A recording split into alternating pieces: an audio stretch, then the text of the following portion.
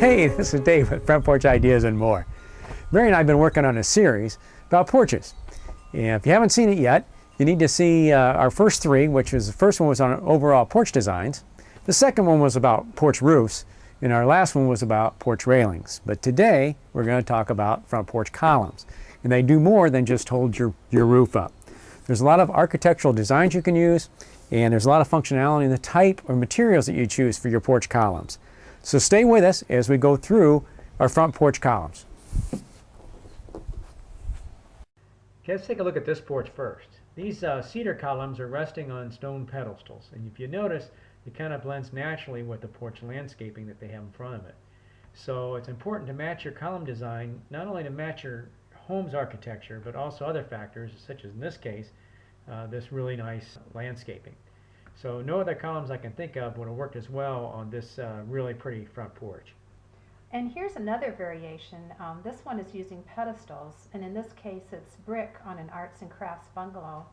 So instead of just one column per pedestal, you'll notice that this porch has double columns. Also note that the height of these pedestals. So if you were to change either the height of the pedestals or the columns, you can have dramatic effects on your overall front porch design. And by the same token, lowering the height of the pedestals on this porch would have given it a totally different appeal. Likewise, these ionic porch columns are simple in design and exude a stately and sophisticated appeal that complements this brick home. It really looks nice. Wooden columns, on the other hand, cannot give it that same sophistication. And here are basically that same style ionic columns on a ranch home. Although they're functional, try to match the columns to the architectural style of your home. These columns give this porch a bolder look, whereas if they were smaller in diameter columns or rectangular ones, they could soften the look of the porch. It all depends on the overall effect that you're trying to create. And also take note of the haint blue porch ceiling and the outdoor fans. We love those. Turn columns are very popular and work on almost any porch. They come in a variety of styles and diameters, and larger turn columns on this porch would give it a more formal look. So you can add exterior house trim to turn columns, like the running trim and the brackets on this porch. Just simply by changing, you can simply change the look by adding simple brackets to the columns, or go all out and add what is called gingerbread, which is what appears on most Victorian porches. It's really an easy do-it-yourself project, and it adds a lot of charm by turning just ordinary turn columns into really curb-appealing ones. Now that you've seen just a few examples of how porch columns can affect the overall porch design, let's explore a few other porch column design options. Why use one when two or more will do? Even small porches can benefit from bold columns and column placement. You can use multiple columns to create a unique look. They also give you the option of creating decorative panels between them, as you see in this front porch. Although it might not be everyone's cup of tea, the cedar columns and natural twig panels blend well with the cabin-like porch. Double columns work on almost any size porch. Here's a small front porch with square fluted double columns. Now, columns like these come in different dimensions. Now imagine this with turned columns and a little bit of exterior trim. So here's a small portico with round tapered double columns just for comparison purposes. Notice how both the size and the column design affect the overall look and the feel of the porches. Adding large square or tapered columns might be too dramatic, besides taking up more space for this size porch. Because of its size, we might opt to have single columns instead of the doubles as shown here. The double Corinthian porch columns give this porch a lot more sophisticated appeal. And the porch is of sufficient size to accommodate such large columns. You definitely need a larger sized porch for this type of column. Well, size does matter. Your goal should be to match the size columns to complement the architectural style of your home and porch. Although they are perfect for this porch, the Romanesque columns of the size in this photo would not work on most porches. Notice the width of the porch steps. Try to use wider steps whenever feasible, as it gives your porch a sense of space.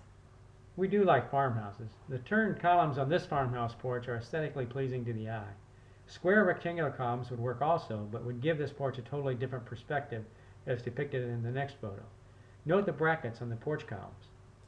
And this is a similar type porch as in the previous photo, It's more narrow than deep, but it has square columns.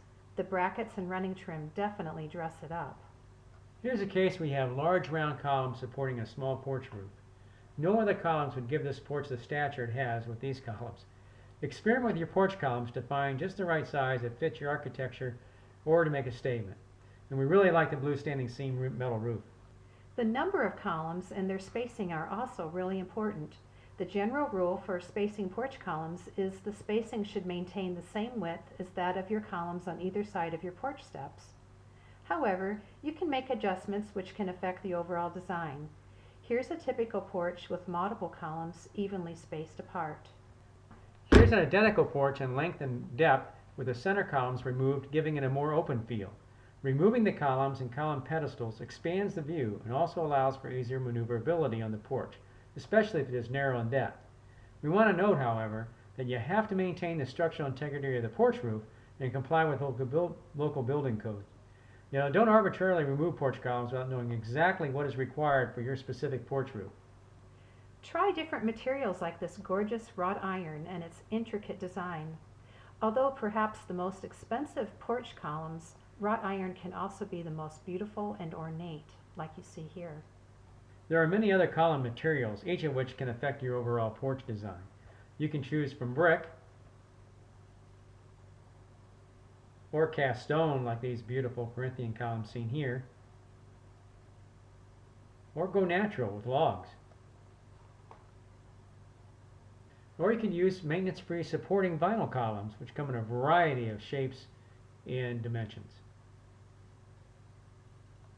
Or use non-supporting vinyl column wraps when possible to change the appearance of your existing columns. Different column materials offer different design options for you. And use color to affect your front porch design as well. Here are a few examples we thought might inspire you. Paint part of your porch column, or paint the entire column, or use multiple colors.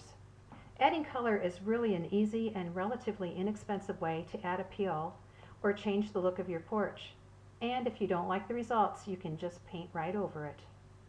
Most of all, don't get column happy. Too many columns can detract from your overall front porch design.